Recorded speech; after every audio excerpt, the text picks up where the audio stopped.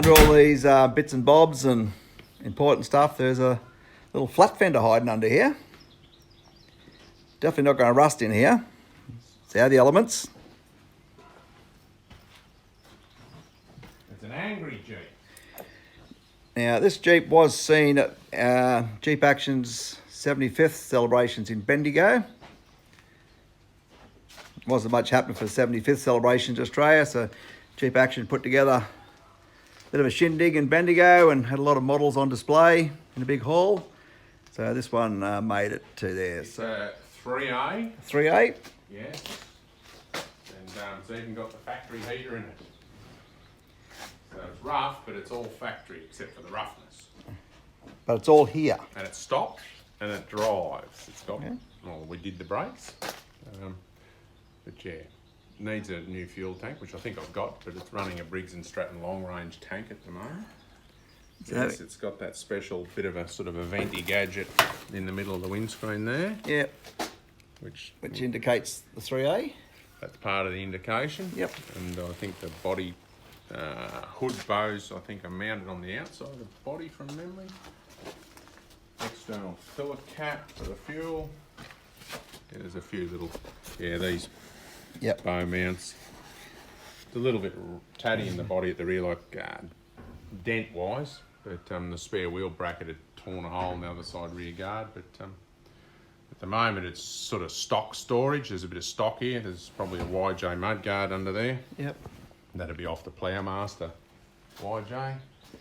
But it's all there and it's undercover and it's ready for when you get a chance to move onto it. Exactly. As I said, it does dry. It was good to see it out on display at 75th celebrations. So thanks for bringing it down to that. That wasn't a problem. It was good to get it out of the shed.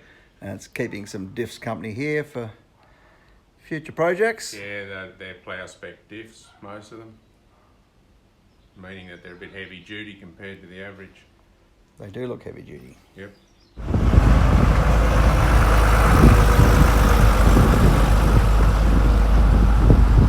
We can't just walk from one shed to another. We've got to move tractors and things as we go, so that's all good. Help out where we can.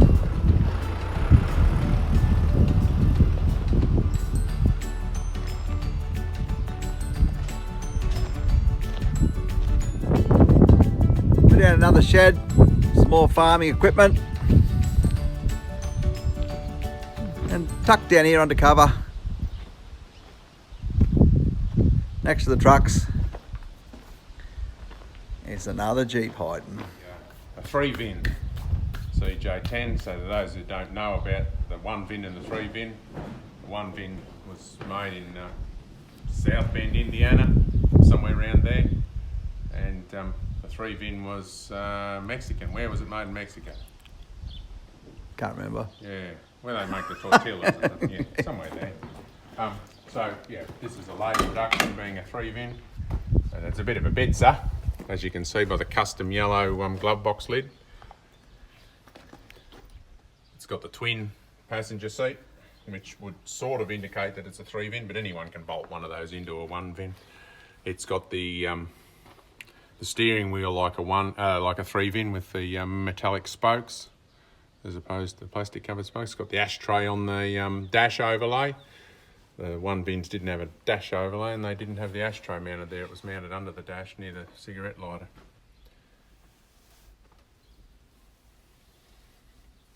So it's a bit rough in the chassis. It's a bit of an unknown quantity under that checker plate, but it's a CJ10 in a shed. We will make it drive one day. Yep. But it's pretty low on the priority list at this point in time. He just looks at home here, sitting with the trucks. Next to the International and a Mac. J20 Mac. Get back here and see them all together there. Tour through all these sheds. We're not going to do that with you guys, but there's no complete Jeeps in there, but there's lots and lots of spares and accessories. Lots of good stuff in there. Axles, diffs, doors, roofs, filters, and there's a roof there. So that's been interesting. We're going to keep moving on and check out the complete Jeeps. We're starting to get into the ones now that aren't in sheds. But, all right, we're at the boneyard. What have we got here first, Lyndon? Well, this is an old pointy nose a mate put me onto, and it came, sadly enough, from Bells Road, which is Bells Beach. Anyone that's familiar with Victoria, Bells Beach is have a bit of a surf classic down there, so it's right by the ocean. So unfortunately the vehicle, it's got a fair bit of cancer in it. No one's saying it's not repairable, but when I got it home and put a battery in it and the radio fired up and I put some fluids in it and blew all the tyres up and it drove, it had a bit of rod knock, but it's got the high performance 6. What is that? Is that the Super Hurricane or something? Yeah. Or Tornado or Firestorm or some name like that. So she fired up? Yeah. No, she's like fresh fuel in a battery and she'd be going again. Unfortunately, the rust has given it a bit of a flogging, but it's not. Put it this way, it's not going in the scrap, eh?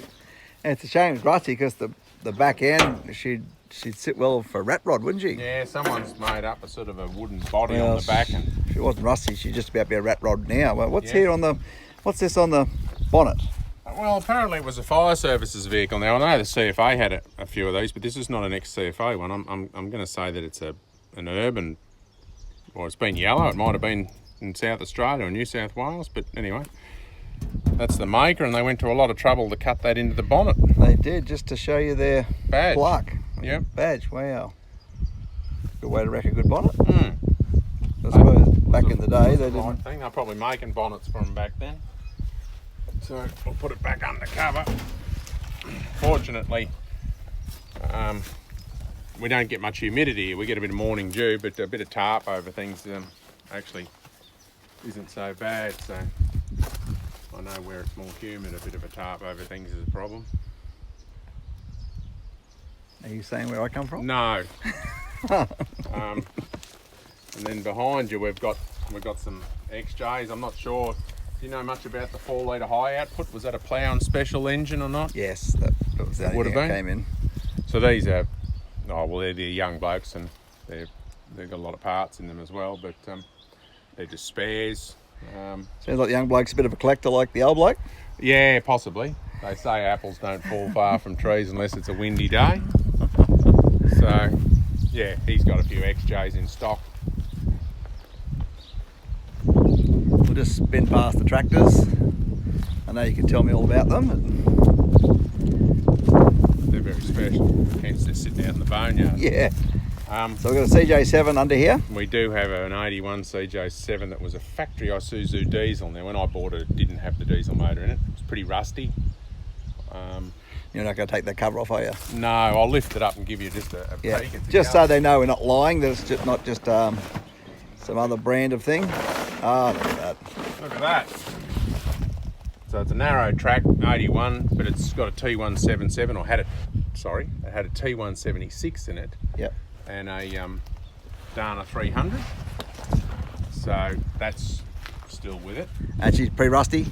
Look, it's rusty in the body, in round the gunnels where the rear guards and that are. And when I first got it, I thought it was a bit far gone, but I know, given what they are today, you could probably spend the time and the money on it and it'll be okay. Hence, it's tarped up, it's dry in there. Yep. Fortunately, stuff doesn't sweat under a tarp here. What's down in there? There's just quality machinery in there. That's your other trailer you tow up to Camp Coffs, isn't it? Yeah, we'll have a look in behind that tarp there. There's another Hallmark MC2. I converted the stud pattern to 5-on-5 and I used to be towed by Land Rover. So, good nice, trailer, beautiful, nice trailer, yeah. Beautiful Australian build, and sort of a credit to Hallmark for smashing them out. I know they were expensive originally, but they're still a beautiful thing. I'll turn a bit of lightage on here. This is some sort of a Jeep. I believe the J in it stands for Jeep, but the diehards wouldn't like me saying that. But, I'll give you a quick look at this because it is in beautiful condition. Driver's seat's a bit tatty, but apart for from its that, age, it's a bit of a survivor. We've got to appreciate it for what it is. FJ60, I think it's an 84 G. I don't know if they call them a G pack or. It has that LPG fitted to it. That's probably the only bastardising that's gone on. It's been sitting in the shed for a long time, just with the inhibitor in the radiator kept fresh, so we got it out and dusted it off, and gave it a run. And I know they're keeping it company. Another CJ10. Can never have enough of them, can you? no, you can't. That's the one the young bloke got when he was 16, and we sort of pulled it to bits and cut the rust out. And when we go around that side, you'll see where we cut the rust out, because we didn't actually weld anything in, we just cut the rust out. So it's waiting to be completed. It's had a bit of work done on it, but I'll sneak under there. you sneak under there, Michael. I'm just a little fella. Have a bit of a gander in there. It's got custom axles at the moment. I think they're Waggy axles out of a Quadratrack. Just something to roll around on. Yeah, because it actually donated its axles temporarily to a special ploughing edition of the YJs. A few new bearings and whatnot. But this will probably get slightly different axles. Probably get a 44 high pinion. Yep. Built out of an F100 high pinion, and probably get a HD 44 out of a about a 2010 Ford Ranger. Yep. Which is a Dana HD 44, so it's a hefty unit, 6 stud, 5.5 inch PCD. There's a Jeep hanging on the wall. Yep. Mate of mine was mating it for his young bloke. By the time he got to that stage, his young bloke had outgrown it. He was ready for a car, was he? He's going in the scrap bin. And I said, you can't throw that in the scrap bin. Oh dear. So get a look in here. There's a bit of custom work going on inside. It's got the typical 3-VIN steering wheel and the dash overlay, which is standard issue for a 3-VIN. It used to have a twin passenger seat, but that's over in another shed. It's got some rare 5-inch CJ10 flares, 2 sets, front flares there that are very sought after in the CJ10 world. They're a limited production item.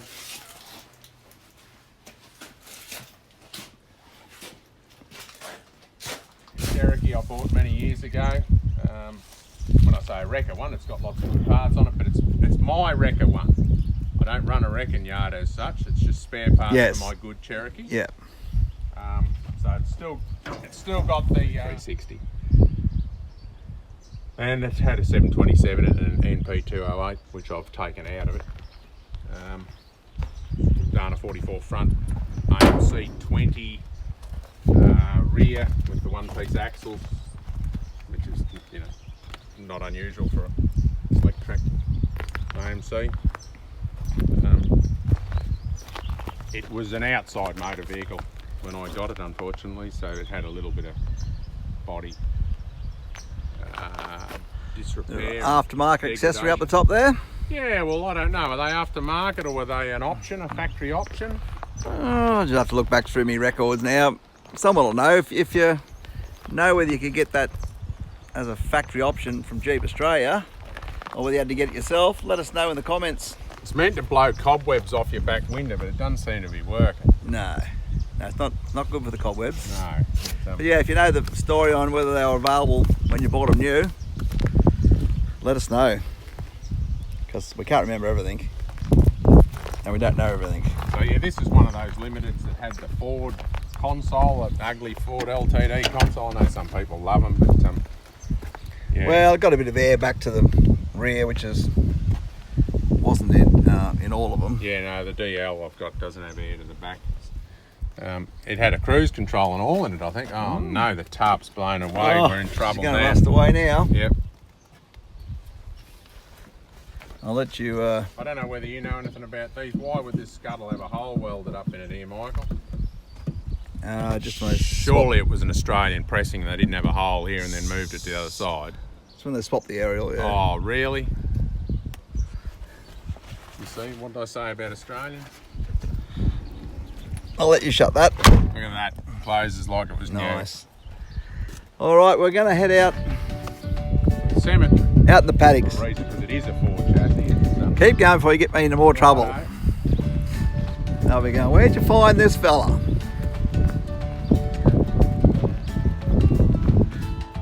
Now there's trucks and tractors and more trucks and Accos and poor old Falcons. But we're heading for the Jeeps. Yeah, that's the rare JFK special.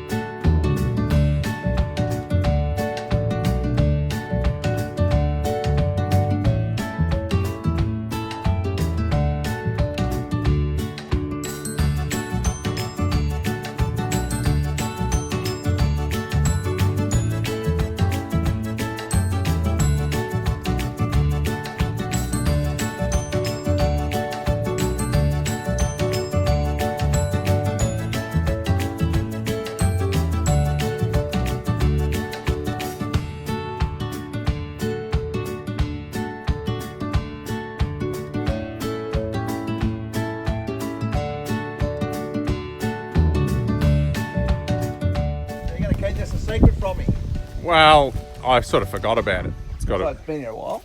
yeah, it has. I'm gonna say about 1990. I don't know, 6 or. Yep. A guy wrecked one and advertised it in the, I don't know if it was a trading post or what it was, but yeah, I rang them and because I thought, it won't be a, they advertised it as a J10. I thought it won't be a J10. Anyway, sure enough, it was.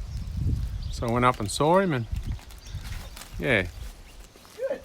so there's a custom radiator there that someone's cut the radiator into the grill down by your feet there. Yep. And there's also one of those rare and sought after, and it's the thing that the people love and demand is a headboard off a tub. But Yep. the disappointing part about that for the punter is that's off my CJ10. It's not going anywhere. It's staying where it is. I think I saw another one of these in our shed tour. Oh, yeah, that's probably just blurred vision. Okay, yeah. Not that it's for sale, man, but oh, geez. Yeah, no, just watch the paintwork. You careful there, Mike. Okay, well. There's even some rubber there with Jeep written on it. No snakes up here. Yeah, they live there. There's even a tail shaft. Unfortunately, the roof's had a sunroof cut in it. Yuck. And not even a proper gunner's bloody ring. But look, it is what it is. It's a spare cabin. It's not full of rust. It's just it's totally repairable. Great to have. Yeah, that's what I thought when I bought it. So on the way back up to the sheds, I'm going to go a bit slower and check out all the other outhouse and sheds and make sure he's not holding out on me. And let's keep going. You can never have enough tubs around. And here we are with a CJ10 tub in storage, just in case Lyndon needs one. New visitors, get rid of him. Looks like it's in good nick, Lyndon. Yeah, no, it's a pretty tidy example. The tailgate's normally an indicator. The tailgate's pretty damn strong. Yeah, no, it is in good nick. Yeah, it's done very little work as far as having stuff thrown in there at the back of it. It's full stock. So yeah, that's a nice tub. It's for a future project. I think it might get married up to one of the cabs we've looked at. Yeah, or perhaps go on my 10 while my tub gets a birthday one day. Yeah, okay.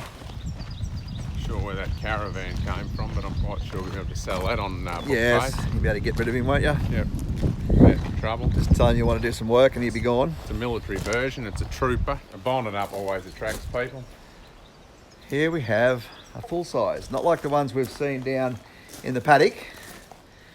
This is actually a good one. You must have owned this for a fair while now, Lyndon. Yeah, bought it off a mate of mine, Uncle Andrew, in about 1999, I think. Mm-hmm.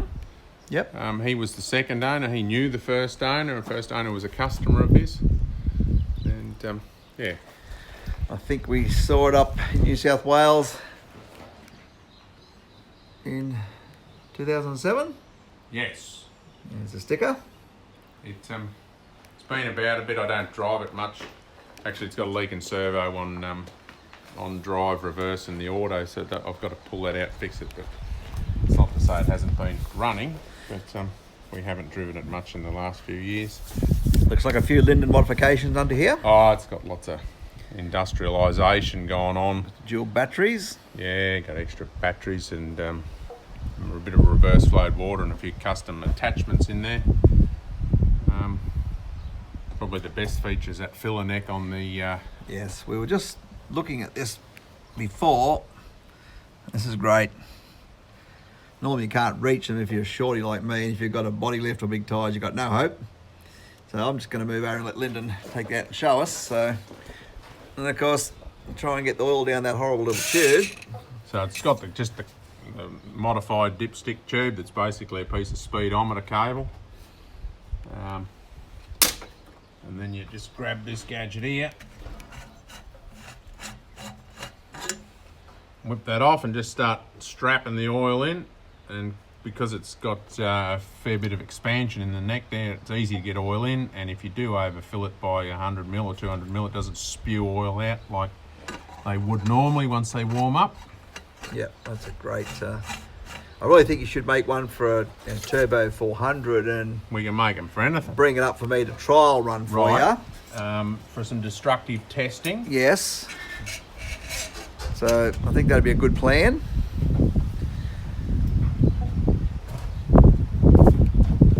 So yeah, now this. How many kilometres do you reckon you've got on her? Good question. 460 or 80,000 or Okay. something. The engine had a bit of a freshen up. I'm going to say 250 odd thousand or 300,000. Yep.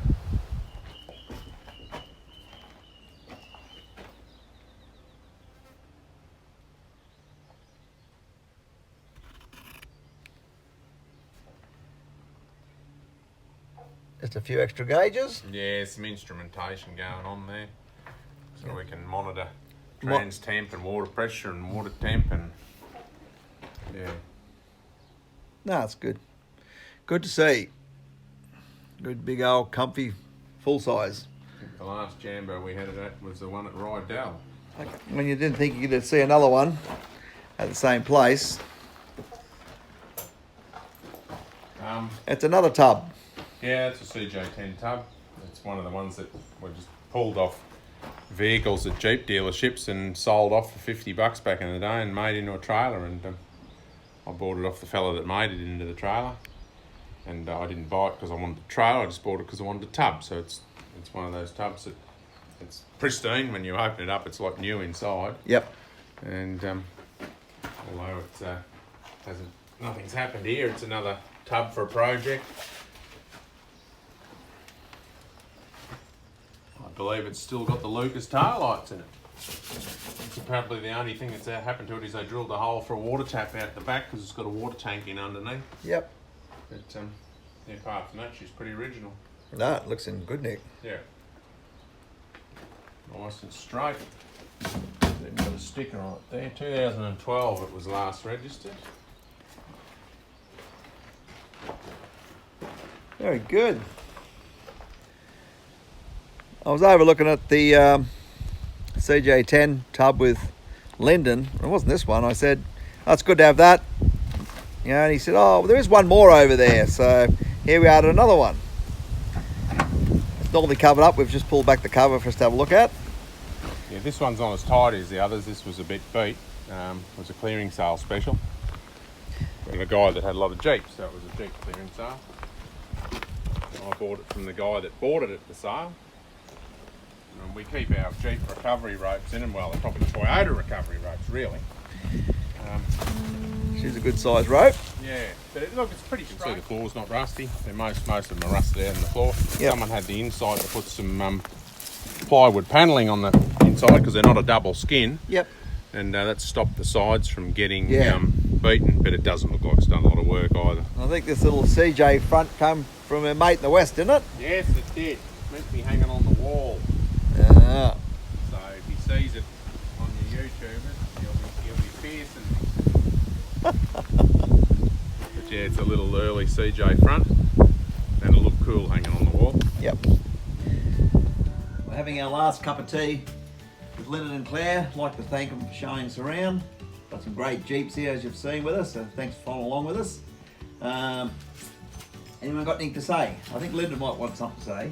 Probably need to remember that most of what I say is part truth and part bullshit, so as a disclaimer you probably shouldn't listen to anything I say. But it'd be good if you guys could click that button down below. What is the other thing you got to do, Claire? Share it, like it, and subscribe, and apparently some comments are good too. I think that's a good disclaimer, Lyndon, because there's a lot said on the video. So thanks for following along, and thanks to these guys once again. No worries. Thank you. And we'll catch you later. 99. The bird's bed, get the dog out.